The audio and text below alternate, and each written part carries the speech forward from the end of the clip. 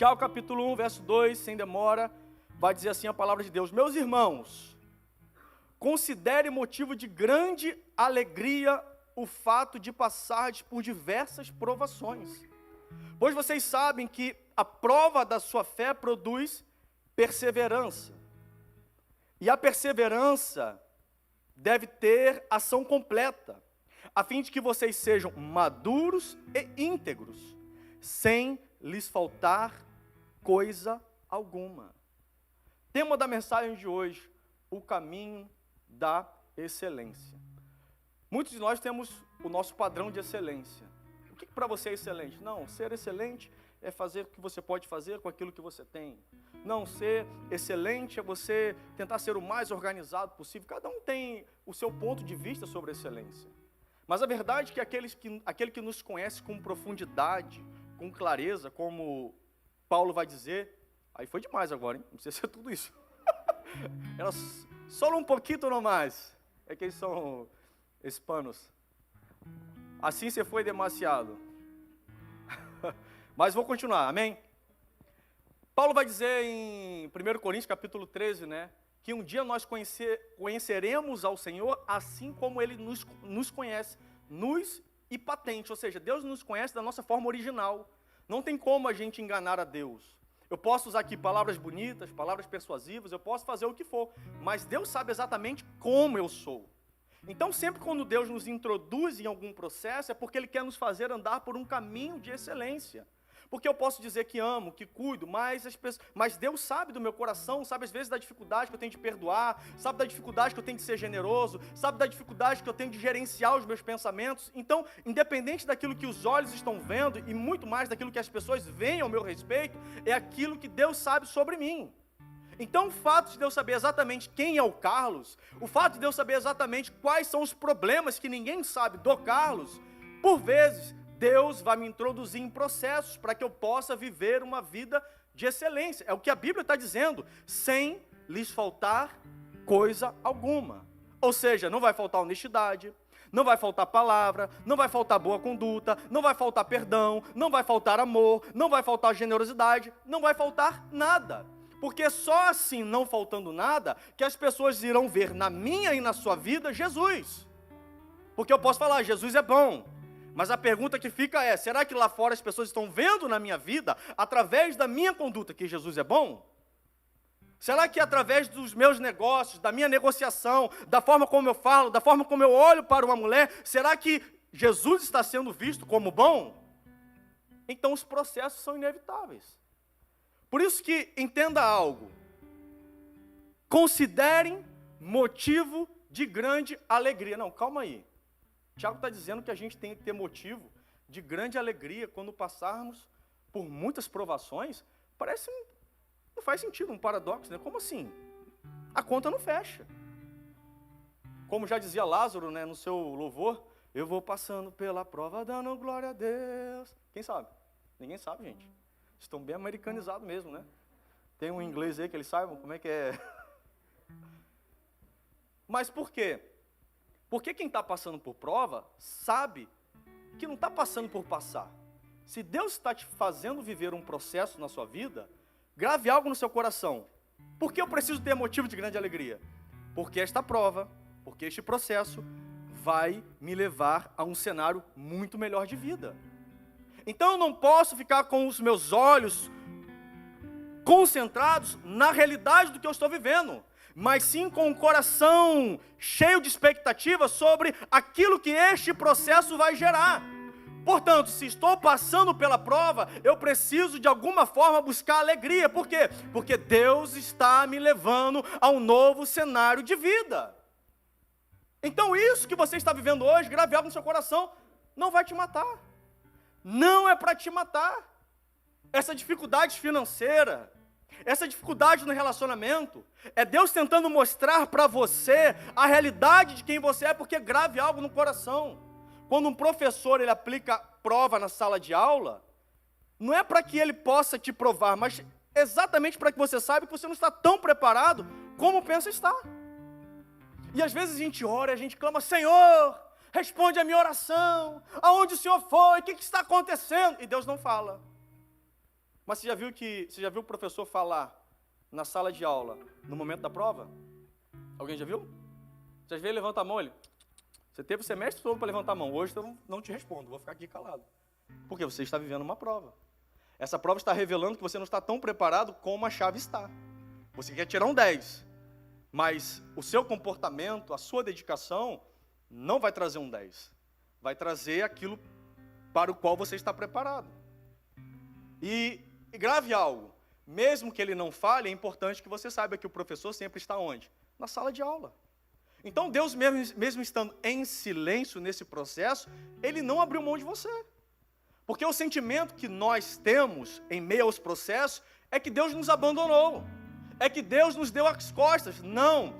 Deus está de alguma forma nos permitindo conhecermos a nós mesmos, a fim de que possamos reconhecer quem Ele é na nossa vida. Porque só virá o clamor, só virá a busca, só virá a intercessão a partir do momento que eu entendo as minhas debilidades. E o que revela a debilidade é processo. Então Deus está querendo te revelar quem você é. Todo processo do Senhor tem um ponto de chegada. Tem um dia para começar, mas eu tenho uma boa notícia para você. Também tem um dia para terminar. E eu quero profetizar que esse dia está pertinho. Quem sabe esse dia pode ser hoje. Nossa, só ouvi um amém. Quem sabe esse dia pode ser hoje. Porque um dia para ele é como se fosse 1000 anos, e 1000 anos é como se fosse um dia. Se você entender a mensagem, se seu coração for ativado em fé, amanhã você pode sair dessa prova. Amém, glória a Deus, essa aí já está saindo. Louvado seja. Então o processo é uma correção em nossa rota, para estarmos alinhados ao propósito de Deus. Jó capítulo 5, verso 17, ele vai dizer: como é feliz o homem, e aqui nos faz distinção de sexo, homem como humanidade, a quem Deus corrige. Portanto, grave algo no coração, não despreze a disciplina do Todo-Poderoso, pois Ele fere, mas dela vem tratar. Ele machuca, mas suas mãos também curam. Você não está sozinho nesse processo. Você não está esquecido neste processo que você está vivendo. O resultado do processo que a Bíblia está dizendo é felicidade. Você vai viver um cenário que, se você não estivesse vivendo esse processo, você nunca viveria. O que nos trouxe para a América não foi os nossos planos, as nossas estratégias, mas foi um processo. E por causa deste processo, Deus revelou algo maior que o nosso coração não viu, a mente não pensou, e que em nenhum momento conjecturamos esta realidade. Mas por causa do processo, Deus disse: eu tenho algo reservado para vocês na América. Eu tenho um povo esperando por vocês na América. E tudo que nós fizemos por causa do processo foi: Senhor, nós estamos aqui para cumprir o seu chamado. Porque o processo revelou que nós não éramos autossuficientes como achávamos ser. Então Deus está mostrando para você quem você é, mas o resultado disso, sabe o que é? Felicidade. O resultado disso vai ser uma vida extraordinária, em nome de Jesus.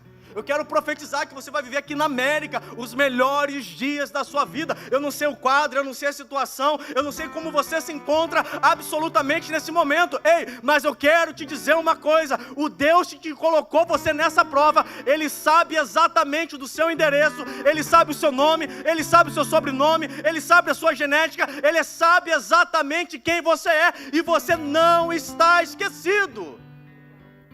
Você vai viver os melhores dias da sua vida.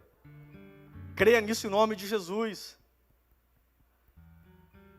Porque a alegria, ela precisa antecipar a linha de chegada. Eu não sei quando vai acontecer, mas a intenção desta mensagem é que você saia daqui feliz. Por quê? Porque se Deus está te provando algo extraordinário está para acontecer.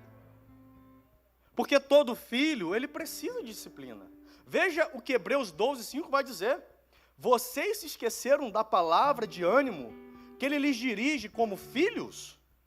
Meu filho, não despreze a disciplina do Senhor, nem se magoe com a sua repreensão, pois o Senhor disciplina quem ama, e castiga todo aquele a quem aceita como filho.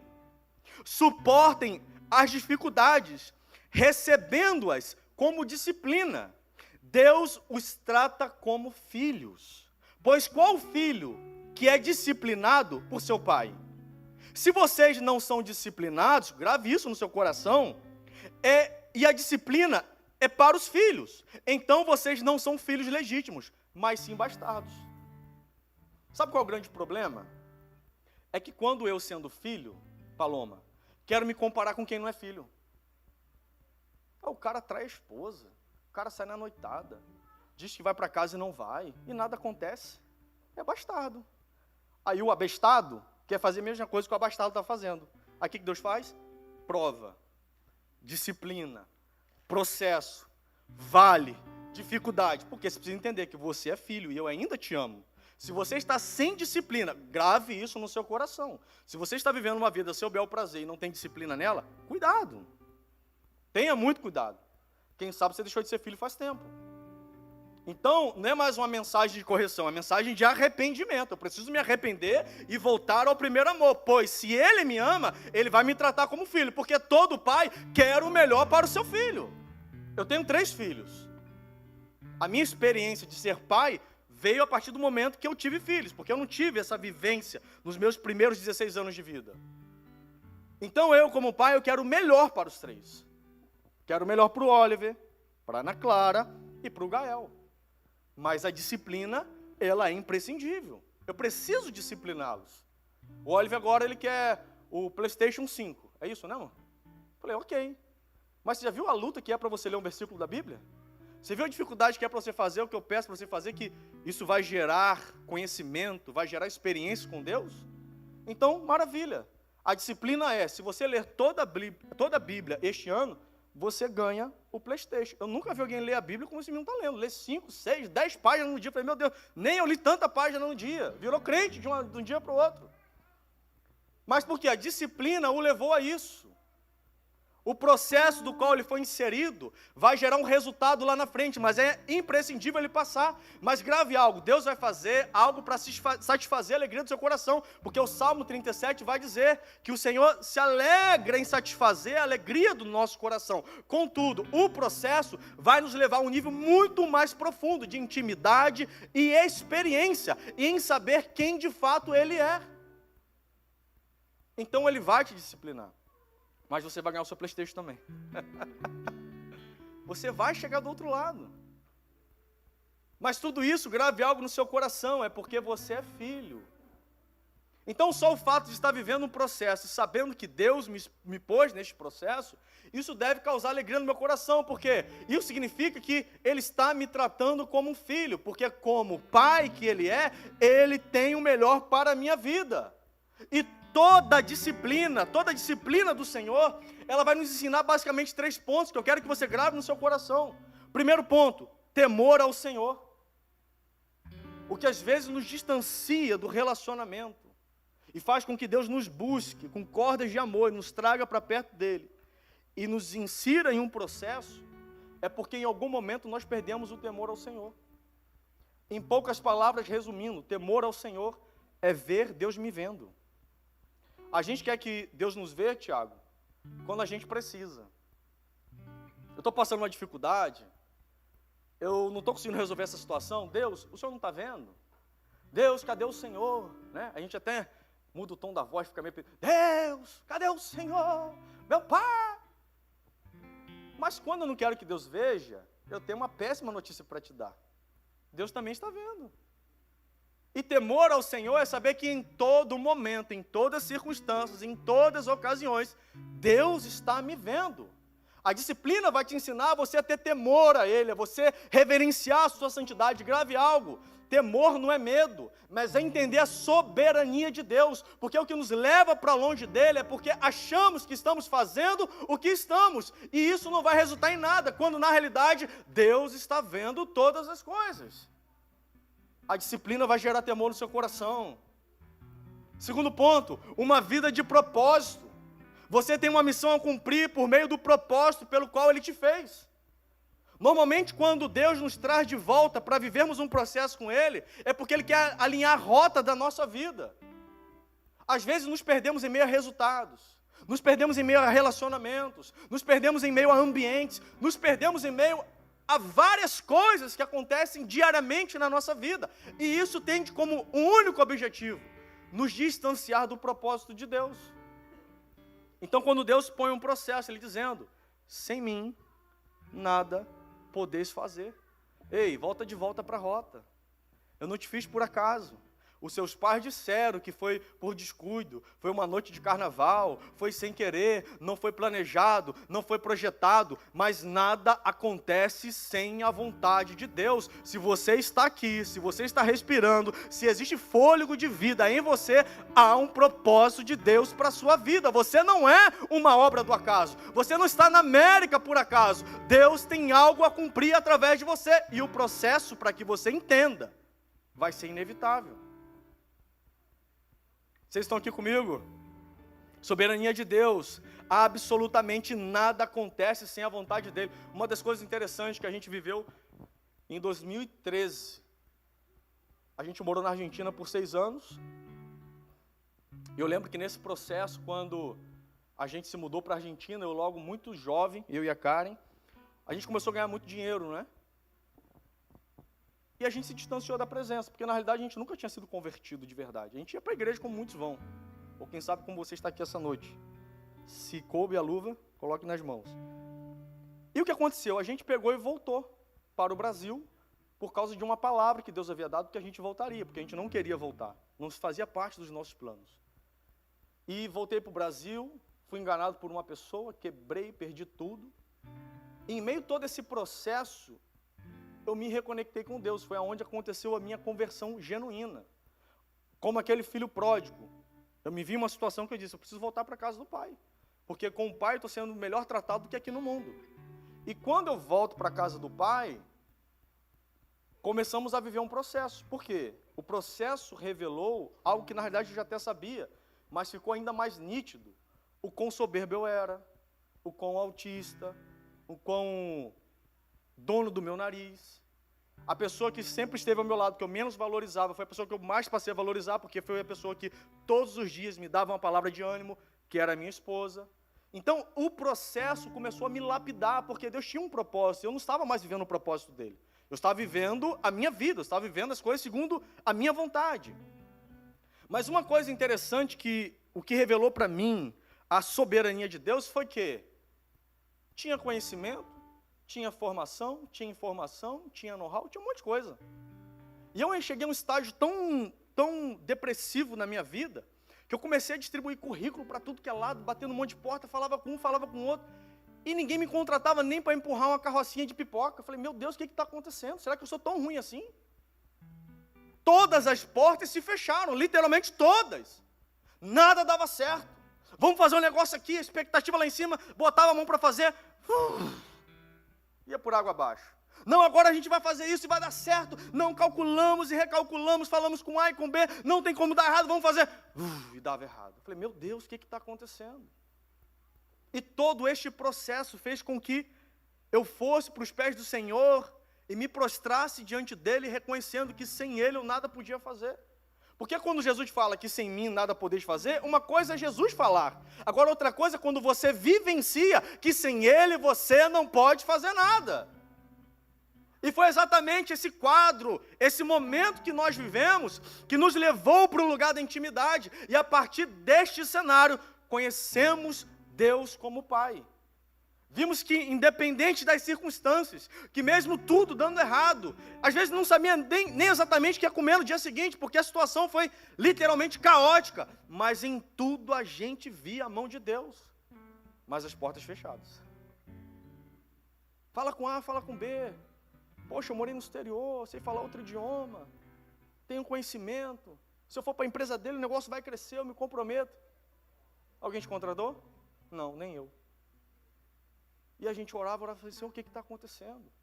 Será que é obra de macumba, é obra de feitiçaria? Será que é o diabo? A gente começa a repreender todo mundo, repreende a sogra, repreende o cachorro e vai repreendendo. E no final das contas a gente vê que não é nada disso. É Deus dizendo: não, eu sou soberano, só vai acontecer quando eu permitir que aconteça. O processo vai revelar para você a soberania de Deus. Você pode até ouvir que Ele é soberano, mas você ainda não experienciou que Ele é soberano. Você pode até saber que Ele é bom, mas quem sabe você ainda não provou da bondade dEle. Você sabe que Ele é Pai, mas quem sabe você só o conhece como Deus. Mas o processo vai te levar por um caminho de excelência. Você vai ser completo e pleno em tudo, entendendo exatamente quem Deus é. E mais do que isso, para aquilo que Ele te fez. Imagine você estar com a sua rota totalmente alinhada, sabendo exatamente quem você é, quem Deus é na sua vida e para aquilo que Ele te fez. O problema é que às vezes pegamos os resultados lá de fora e damos um título a isso de propósito, quando na realidade isso não tem a ver com propósito. Isso é o subsídio de Deus para que o verdadeiro propósito seja financiado na terra, a fim de que todas as pessoas, através da nossa vida, possam ter uma experiência real com Cristo. Carta a Timóteo vai dizer que o propósito é fazer com que todos os homens conheçam o Senhor. Mas não, o propósito é minha empresa. Não, me descobri, faço unha agora, faço unha melhor do que ninguém. Não, o propósito é ser padeiro, porque eu faço um pão, esse é o meu propósito. Não, o propósito é vender tal produto, porque eu vendo esse produto melhor do que ninguém. E Deus está olhando e dizendo, não, esse não é o propósito. Esse é o subsídio, é a porta, é o meu favor na sua vida, para que o verdadeiro propósito seja cumprido através de você. Porque enquanto você está enchendo o seu bolso, satisfazendo as suas vontades, tem pessoa se perdendo, tem pessoa morrendo, tem pessoa indo para o inferno, porque você não se posicionou. Eu sei que nessa hora ninguém fala amém. Já te convido, claro que não, né? Não estou liberando chaves aqui para vocês. Eu estou liberando algo que pode mudar completamente a sua vida. E com isso vai trazer muitas chaves. Mas o que você faz e tem dado resultado não é o seu propósito. Ah, mas eu faço tão bem, glória a Deus. Quem sabe você está até usando o dom que Ele te deu para manifestar o verdadeiro propósito, para satisfazer a sua própria vontade. Mas se você está aqui hoje, grave algo no seu coração. Deus quer alinhar a sua rota. Por que Deus quer alinhar a sua rota? Porque você é filho, e Ele vai revelar a soberania dEle para a sua vida. Provérbios capítulo 3, verso 11. Meu filho, não despreze a disciplina do Senhor, nem se magoe com sua repreensão, pois o Senhor disciplina a quem ama, assim como o pai faz ao filho de quem deseja o bem. Ele deseja o melhor para a sua vida. Quantos caminhos nós já tomamos, achando que seria o melhor caminho para a nossa vida? Nossa, que maravilha, estou conseguindo, está dando certo. E você não para de orar, você para de ler a Bíblia, você para de vir à igreja, você para de ter... Você abandona literalmente Deus, por quê? Porque agora você pensa que você achou. E chega um determinado momento, você vê que aquilo ali foi simplesmente uma estratégia do inimigo para te tirar do propósito de Deus. Foi simplesmente para te distanciar da rota, porque grave algo no seu coração, não sei se você sabia, mas saiba a partir de hoje, o diabo também tem poder de colocar pessoas em lugares altos, e nós estamos pagando mentoria, querendo ouvir conselhos de pessoas que estão em lugares altos, que não foi Deus quem colocou, mas o diabo, e às vezes usa até o nome de Deus, tá? E faz até apelo, e a gente até chora, mas não foi Deus que colocou ali. Porque quando você olha a realidade, meu amigo, de Deus não tem nada. É simplesmente ganância. É simplesmente conexões por interesse. Mas Deus está dizendo, não despreze a disciplina, porque o que eu tenho para você eu não vou te cobrar. Por que eu não vou cobrar de você? Porque o meu filho já fez. Está pago. Teletestai. Está consumado. Está consumado, Jesus já fez, Jesus já realizou na cruz do Calvário. Eu queria que você celebrasse isso essa noite. Jesus já levou sobre si todas as nossas necessidades, o castigo que nos traz a paz estava sobre Ele, e pelas suas pisaduras fomos sarados. Efésios vai dizer, bendito Deus e Pai de nosso Senhor Jesus, que nos abençoou com todas as sortes de bênçãos nas regiões celestiais em Cristo Jesus. Em Romanos, o apóstolo Paulo vai dizer, se Deus nos entregou o seu Filho, como não nos dará com Ele gratuitamente todas as coisas? Está consumado. Eu queria que você aplaudisse o Senhor por isso. Está consumado. Aleluia. Porque é importante não desprezarmos a disciplina, porque a compreensão da disciplina me faz sair mais rápido dela. Quanto mais rápido eu entendo o que Deus está fazendo, mais rápido eu passo do processo. Deus leva o povo para o deserto. Mas a intenção de Deus não era que o povo ficasse no deserto. Havia uma promessa. Qual a promessa era? Canaã, a terra prometida. Terra que manava leite e mel. que aqui é uma analogia do que teria na terra. Se tem leite, tem gado. Tem agropecuária, não é isso? E se tem mel é porque tem abelha, tem plantação. Então Deus está dizendo, é uma terra próspera. Vocês não vão ter falta de nada. Mas por causa da incredulidade e de não aceitar a disciplina, para que as mazelas do Egito saíssem da vida deles, eles padeceram 40 anos no deserto, desnecessariamente. Porque Deus envia agora, Deus fala para Moisés, por causa da incredulidade, porque não era a intenção de Deus mostrar a terra, porque se Deus falou, Ele vai cumprir. Mas o que Deus faz? Deus agora permite que Moisés envie 12 espias à terra prometida. Eles vão na terra, eles olham a terra, só que dos 12, apenas 2 voltaram com relatório positivo, os outros 10 desacreditaram. Então, por uma questão de voto, a minoria acabou perdendo.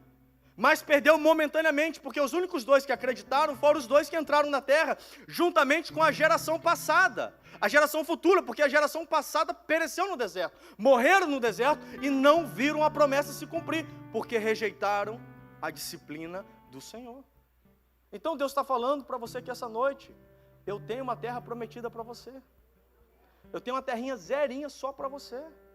Eu não sei que terra é essa, se é uma empresa, se é um casamento, eu não sei que terra é, mas Deus tem algo só para você, que está com o seu nome, está lacrado, você precisa chegar lá e tirar o lacrezinho, tem cheiro de novo, é só seu. Mas enquanto esse dia não chega, se alegre e aceite a disciplina, porque quanto mais rápido eu me alegro e aceito, mais rápido eu passo. Quando Deus leva o povo até a entrada de Bates Carneia, até a terra prometida, era uma caminhada apenas de 11 dias. Claro que falar caminhar 11 dias para a gente hoje, que para vir do condomínio para cá a gente vem de carro, é muita coisa, né? Mas para o povo não é nada, 11 dias é como vir do condomínio para cá, está de boa, 11 dias para entrar na terra prometida. Mas por causa da incredulidade não acessaram. Sabe o que é interessante? Eles ficaram 40 dias espiando a terra prometida. 40 dias olhando. Grave algo no seu coração, tem muitas coisas que Deus está te mostrando, não é para que você inveje, é para que você acredite que Ele possa te dar isso. Aí aquele carro que você falou assim, Deus, que carro maravilhoso. Creia que Ele pode fazer você chegar numa realidade dessa. Está vendo aquela casa que você visitou um dia e ficou, para que isso? Desnecessário. Eu lembro que a gente vivendo um desses processos, né? Tinha um camarada meu que comprou um carro de um valor exorbitante, para não ficar falando de valor, depois o pessoal corta e fala que a gente está pregando a teologia da prosperidade. Já disse, né? Eu não acredito em teologia de prosperidade. Eu acredito na teologia da filiação. Eu sou filho de Deus. E o meu pai, Ele é dono do ouro e da prata. Se o seu não é, o problema é seu. Recado dado. Mas ele comprou um carro que eu achei caro. Eu falei assim, amor, que necessidade disso? Besteira, Thiago, comprar um carro desse valor. Aí a Carla falou, é verdade, né? Mas a gente nem sabia o que ia comer no outro dia, né? Passou o tempo, entendemos o processo, aceitamos a disciplina e nos alegramos no Senhor. E um belo dia eu parei, olhei para a minha garagem, eu vi que os 2 carros que tínhamos, dava para comprar uns 20 do que ele tinha comprado naquela época. E eu falei, né, interessante, porque hoje compreendemos o que Deus é capaz de fazer, mas tem muitas pessoas que não acessam essa realidade, porque hoje olham para a gente e falam a mesma coisa. Que necessidade de ter 2 carros desses na garagem? Então, por que eu estou dizendo isso? Eu sei que Deus está falando com pessoas aqui, não inveje. Aceite também essa realidade para a sua vida. Se Deus fez na vida do outro, ou se o outro acessou essa realidade, mesmo sem ter Deus, eu que tenho Deus então, é aí que eu vou viver. Porque eu tenho fé não só para ter, mas para ter e ser aceito naquele grande dia. Porque tem muita gente que tem, chegar naquele dia, Deus vai dizer, seu caminho é que não é para a esquerda, pode ir lá, o fogo te espera. Mas nós não, nós vamos reinar em vida, nós vamos impactar a nossa geração, e nós vamos mostrar que Ele é o Deus, dono do ouro, o dono da prata, é o Deus que restitui, é o Deus que faz infinitamente mais daquilo que pedimos ou pensamos. Mas quando chegar naquele dia, Ele vai dizer, vinde benditos de meu Pai, tome posse do lugar que já está aqui reservado para vocês. Mas o processo é necessário. Deus vai cumprir o propósito dele. Se você aceitar, Ele o fará por você. E é interessante que eles ficaram 40 dias na terra. E por causa daqueles 40 dias, eles ficaram agora 40 anos no deserto. O que eu entendo? Para cada dia de incredulidade, eles amargaram 1 ano de deserto. Então não permita que nenhum só dia você deixe de acreditar naquilo que Deus vai fazer. Tem dia que a gente está mal. Que isso, pastor? Sim, carne e osso, eu tenho fome, tenho sede, amo a minha esposa, né? Quem é casado, a gente também faz essas coisas, temos 3 filhos. Sou homem, sou carne e osso. Tem dia que a gente acorda mal. Tem dia que a gente olha e pergunta, e aí, Deus? O profeta falou, o outro profeta falou, a sua palavra confirma, mas a gente não está vendo. E aí a Karen vem, amor, Deus está no controle. Vamos ouvir esse louvor aqui, a gente começa a ouvir um louvor, aí daqui a pouco a gente já está rindo, glória a Deus, Deus está fazendo, e a gente olha, mas não está fazendo nada, mas a gente crê que Ele está fazendo, porque Isaías 64:4 vai dizer que desde a antiguidade não se viu, nem com ouvido se percebeu, e tampouco se viu um Deus além de ti, que trabalha em favor daqueles que nele esperam, ou seja, estamos esperando o Senhor, e ainda que não estamos vendo, Ele está trabalhando. Você pode não estar vendo, mas Ele está trabalhando em seu favor. Porque a maior virada de chave da nossa vida veio no maior deserto que a gente viveu, mas alegres no Senhor, contentes no Senhor.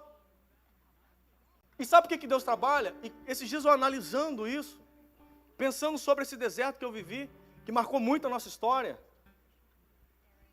Um certo homem chegou para mim e falou assim, Carlos, eu tenho um projeto para a gente desenvolver, e eu não consigo pensar em outra pessoa, Mateus, a não ser em você. Eu não consigo pensar em outra pessoa para esse projeto a não ser você. Mas por que ele quis o projeto? Porque ele tinha um outro, que ele abriu mão. Ele teve problema lá. Mas não tinha razão para ele ter problema. Claro que teve. Deus estava trabalhando em meu favor. Então, por causa de mim, Deus fez ele ter um problema lá. Por causa do problema dele, eu fui favorecido e minha vida foi restituída. Você está entendendo como Deus trabalha? Então, enquanto você se alegra e aceita o que Ele está fazendo, Ele está trabalhando em algum lugar e você não está vendo. Simplesmente se alegre no Senhor. Deus está te levando a uma boa terra. Deus está te levando a uma boa terra. Só um detalhe, não esqueça do pastor, amém? Glória a Deus, aleluia. Deuteronômio capítulo 8, verso 12, já vou caminhando para o final. Lembre-se de como o Senhor, o seu Deus, os conduziu por todo o caminho no deserto. Isso aqui é Moisés agora falando para a próxima geração, daqueles que vieram da geração incrédula. Então eles agora passam a acreditar, porque a geração que permaneceu de pé foi a geração de Josué e Caleb, ou seja, uma geração de pessoas de fé, de ousadia, de coragem. Então certamente essa próxima geração estava sendo agora ensinada desde os seus primórdios a confiar em Deus, a confiar naquilo que Deus faria. Então Moisés agora está falando para essa geração. Lembre-se de como o Senhor, o seu Deus, os conduziu por todo o caminho no deserto. Durante esses 40 anos, para humilhá-los e pô-los à prova, a fim de conhecer suas intenções, se iriam obedecer aos seus mandamentos ou não. A humilhação, o processo revela quem nós somos. Já viu que você, há um tempo atrás, se achava muito mais do que você se acha agora? Percebeu que você está mais humilde? Percebeu que você está mais temente ao Senhor? Percebeu que você está orando mais? Percebeu que você está confiando? Percebeu que você está mais sensível espiritualmente? Mas tem gente que não, infelizmente, não. Eu quero que Deus faça logo, porque se Deus não fizer, eu meto o pé. E mete o pé. Como um bom carioca, né? Mete o pé, como a gente fala no Rio de Janeiro. Não vou esperar o processo, não vou esperar o resultado, vou embora. E pega e vai embora. Mas aqueles que permanecem vão entender a razão, o propósito pelo qual Deus está fazendo o que Ele está fazendo. Assim Ele os humilhou e os deixou passar fome, mas depois os sustentou com maná que nem vocês, nem os seus antepassados conheciam, para mostrar-lhe que nem só de pão viverá o homem, mas de toda a palavra que procede da boca do Senhor. Você não vive pelo que você tem, você vive por causa daquilo que Deus disse ao seu respeito. Se Deus disse que vai fazer, Ele vai fazer. E se você quiser fazer na força do seu braço, não vai acontecer, porque você não vai viver pelo fato de ter ou não ter. Você vai viver por causa da palavra do Senhor, porque Ele vai cumprir o propósito dEle na sua vida. As roupas de vocês não se gastaram, e os seus pés não incharam durante esses 40 dias, ou seja, mesmo vivendo um processo, mesmo estando em um deserto, Deus continuou cuidando de todos os detalhes. Saibam, pois, em seu coração, que assim como o Senhor disciplina o seu filho, da mesma forma o Senhor, o seu Deus, os disciplina. Obedeçam os mandamentos do Senhor, o seu Deus, andando em seus caminhos, e dele tendo temor, pois o Senhor, o seu Deus, o está levando a uma boa terra, cheia de riachos e de tanques de água, de fontes que jorram nos vales e nas colinas, terra de trigo e de cevada, videiras e figueiras e romãzeiras, azeite de oliva e mel, terra onde não faltará pão e onde não terão falta de nada, terra onde as rochas têm ferro e onde você poderá escavar cobre nas colinas. Deus está te levando a uma terra próspera. Esse processo não vai te matar. Deus está alinhando o seu coração ao coração dele. Deus está alinhando o seu propósito ao propósito dele, para que você possa desfrutar do lugar que ele já tem reservado para você. Você crê nisso em nome de Jesus? Como eu queria que você acreditasse. Eu lembro que, em meio ainda a este processo, a gente estava na nossa igreja lá no Rio de Janeiro, e Deus começou a falar exatamente nessa passagem de Deuteronômio capítulo 8, sobre todo o processo que tínhamos vivido, sobre tudo aquilo que tínhamos experienciado com Ele. E quando eu olhei para trás, eu pude comprovar de que Deus havia cuidado de todos os detalhes. O que às vezes nos impede de provarmos e vivenciarmos uma intervenção divina é a nossa incredulidade, é a murmuração, é aquele dia mau onde você permite que isso ganhe proporção na sua vida. Não. Se você estiver em um dia mau, coloque um louvor, comece a adorar o Senhor. Se você estiver se sentindo bem, comece a buscar a presença dEle. Se você estiver muito abatido, ligue para a pastora Karen, ligue para o pastor Carlos, mas não permita que o dia mau acrescente um dia a mais na sua vida, desnecessariamente, porque Deus quer acelerar processos na sua vida. Ele tem um poder de remir tempos. Grave isso no seu coração. Jesus certa vez perguntou para os seus discípulos: quanto tempo os homens dizem que falta para o tempo da colheita? E os discípulos vão dizer, uns dizem que faltam 4 meses, outros falam que falta 1 ano. Jesus vira e diz assim: erguei os olhos, pois a seara está pronta.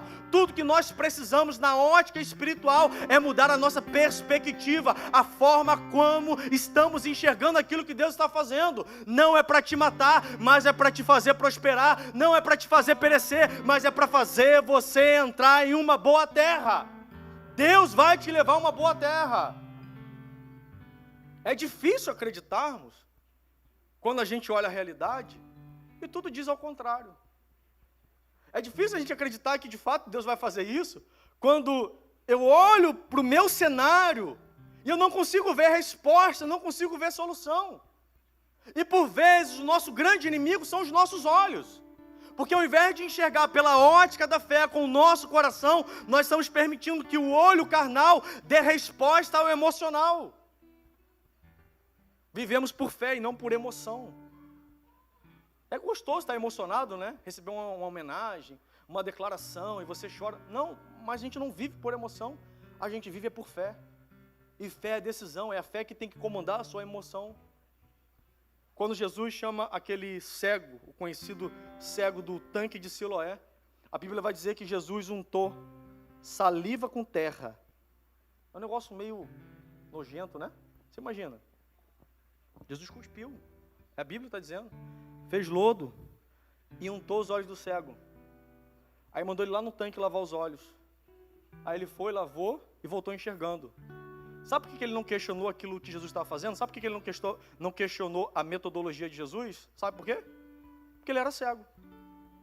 E o fato de ser cego fez com que ele acreditasse com os olhos espirituais. Você não vive o extraordinário de Deus porque você está sendo muito racional. E fé não é ser racional. Me explica a fé. Eu não consigo explicar a fé. Eu prego sobre fé há anos. Não consigo explicar. Fé é a certeza das coisas que se esperam e a prova das coisas que não se veem. Como assim? Me explica. Não tem como explicar. Mas como você está dizendo que vai acontecer? Porque eu creio que vai acontecer. Mas por quê? Porque eu creio e eu creio e eu creio.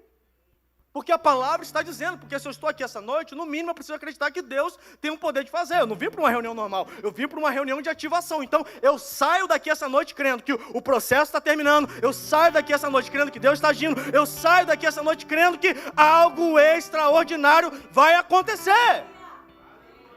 Por quê, Carlos? Porque eu vivo por fé. A gravidez não veio, eu vivo por fé. A porta do emprego não se abriu, eu vivo por fé. A cura não veio, eu vivo por fé. E fé é tratar o que não é como se já fosse, ou seja, é estar feliz, mesmo que eu não veja acontecendo aquilo que eu espero, porque isso é fé. Não está liberto, trate como se já tivesse. Não está curado, trate como se já estivesse. Não acessou a prosperidade, viva como se já fosse uma pessoa próspera. Engraçado que tudo isso que a palavra está ensinando, os treinadores deste presente século, está mudando o rótulo e ensinando. Não, você precisa... Eu nada contra, tá? Gosto e apoio quem faz e quem faça. Mas, não, você precisa trabalhar o auto-merecimento. Mas claro, Deus está dizendo que nele eu posso todas as coisas. Deus está abrindo às vezes acessos para que eu possa provar dessa realidade, me sentir merecedor disso e desejar isso. Por que Deus permitiu que eles fossem à terra prometida? Trabalhar auto-merecimento. Vocês estão no deserto, vocês eram escravos no Egito, estão no deserto, mas eu quero auto-merecimento. Eu sou pai e estou dizendo, vou dar a terra prometida. Vá lá, olha, volte, acredite e agora vamos. Não, aí voltaram descrentes. Assim, quando a gente chegou aqui na América, a gente fechou o contrato de uma casa, aí a corretora, sem saber, sendo usada por Deus, nos levou para ver uma casa que a gente não pediu, a gente não planejou. Enfim, eu falei assim, tem uma casa que eu quero mostrar para vocês. Eu falei, vamos ver. Aí fomos lá ver a casa. Eu falei, estou entendendo, Deus. Estou entendendo. Essa é a minha terra prometida. Carlos, você precisa? Não, não preciso. Mas se Deus quer dar, eu vou aceitar, eu vou acreditar. Se Ele não der, você vai ficar triste? Não, porque posso tudo naquele que me fortalece. E o tudo, até quando eu não tenho, eu continuo podendo tudo. Porque Ele é meu tudo. Não é o que eu conquisto, não é o que eu tenho. Jesus é o meu tudo. Mas se Ele me mostrou essa realidade, o que eu preciso fazer? Crer. Se Deus às vezes colocou numa empresa como funcionário, crê que você pode ter uma empresa como essa. Uma das promessas que a gente recebeu ao virmos para a América é, vocês, isso foi num ambiente extremamente profético, vocês serão ativadores de novos empresários. Muitos empresários vão prosperar por causa da palavra que Deus vai colocar na boca de vocês e por causa da unção que está sobre a sua vida. Então, se você não quer crescer, não quer prosperar, eu tenho uma notícia triste para te dar, você está no ambiente errado. Agora, se você quer mudar, você quer ser transformado, você quer alcançar algo de Deus extraordinário na sua vida, bem-vindo, seja bem-vindo, você está no ambiente certo. Porque Deus vai fazer coisas extraordinárias na sua vida. Eu creio, eu sinto isso com muita força, com muita intensidade no meu coração. Mas processos são inevitáveis, eu não posso deixar de falar deles. Mas todo processo, tudo que você está vivendo, vai te levar a uma boa terra. Você está a caminho dessa boa terra. Você não pode desistir agora. Tem um louvor antigo, né? Eu não vou cantar, porque senão vocês vão embora decepcionados. Mas tem um louvor, não lembro de quem é, que vai dizer, né? Você não pode desistir agora. Falta tão pouco para o milagre acontecer. Não é isso? Você não pode desistir agora. Você não sabe se pode ser hoje à noite. Você não sabe se pode ser amanhã. Mas independente do momento, é a convicção que você precisa ter em Deus. Essa é a convicção que você precisa ter, Dani. Deus vai fazer independente das circunstâncias. Deus já me tirou de cada situação. Deus já me livrou de cada enroscado que às vezes eu mesmo me coloquei nelas. Mas por causa da graça, da misericórdia, do propósito dEle, que está sobre a minha vida e que vale mais do que a minha vida, porque o que mais vale é o propósito de Deus, Deus continua exercendo favor e misericórdia sobre nós. Então vai acontecer. Deus vai fazer. Mas a primeira pessoa a acreditar não deve ser eu. Eu tenho que acreditar no que Deus vai fazer na minha vida. E eu prego para você porque eu também acredito que Ele vai fazer na sua. Mas a primeira pessoa que deve acreditar nisso é você. Eu queria te convidar a ficar de pé nesse momento. Porque Deus vai fazer algo muito incrível.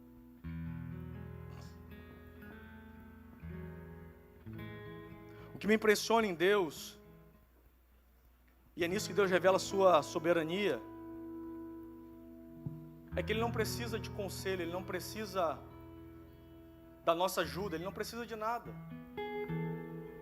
Ele simplesmente fica em silêncio, você pode clamar, você pode berrar, e Ele não vai responder.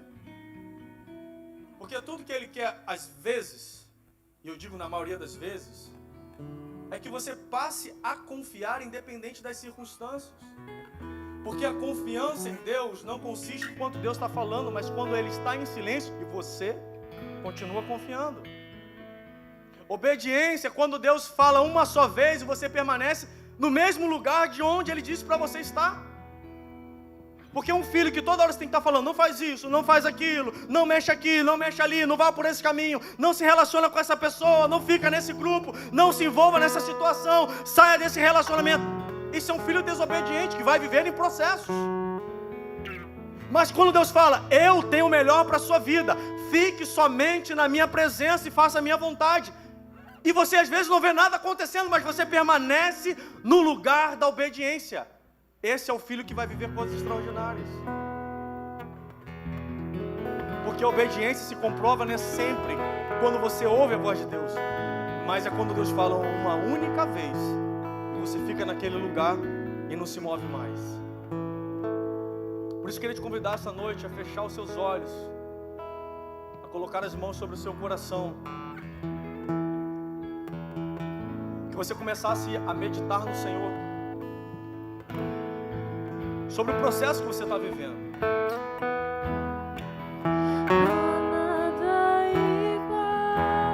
E às vezes que você não deu ouvidos à voz do Espírito Santo. Eu queria que nesse momento você começasse a trazer a sua memória e fosse tomado no seu lugar por um sentimento de arrependimento. Senhor, eu me arrependo. Me arrependo pelas vezes que não aceitei a disciplina. Me arrependo pelas vezes que eu murmurei. Eu quero hoje, diante da sua presença, te pedir perdão, Senhor. Porque eu entendo, a partir da sua palavra que foi ministrada, que o Senhor tem o melhor para a minha vida. E eu quero viver o melhor que o Senhor tem para mim. Não porque eu mereça, mas porque o Senhor, através de Cristo, me fez merecedor. Não porque eu seja justo, mas por meio de Cristo, o Senhor me justificou. Não porque eu seja um santo, mas por meio de Cristo, o Senhor me santificou. Então eu quero acessar todas as riquezas da sua glória. Eu não aceito, Pai, uma vida de miséria, uma vida de solidão, uma vida de dificuldades, uma vida de repetição sempre nos mesmos processos. Eu quero algo novo na minha vida. Eu quero romper essa fase. Eu quero romper esse ciclo. Pai, eu quero um casamento feliz. Eu quero uma família realizada. Eu quero desfrutar da América como nunca desfrutei. Por isso eu declaro essa noite, eu aceito tudo o que o Senhor tem para a minha vida. Com seus olhos fechados e a sua mão sobre o seu coração, eu vou contar de 1 até 3. E se você está aqui essa noite e entendeu que é necessário retomar o caminho da salvação, se você está aqui essa noite e entendeu que sem Jesus você não pode, você não consegue, quem sabe você se distanciou por estar longe da igreja, por ter se mudado de país, mas eu quero te dizer que Ele não te abandona, Ele vem ao seu encontro. Então eu vou contar até 3. Se você está aqui essa noite e quer entregar a sua vida para Jesus, eu vou te convidar a levantar uma de suas mãos. 1, porque Jesus te ama. 2, porque Ele não abre mão de você. E 3, porque Ele tem um plano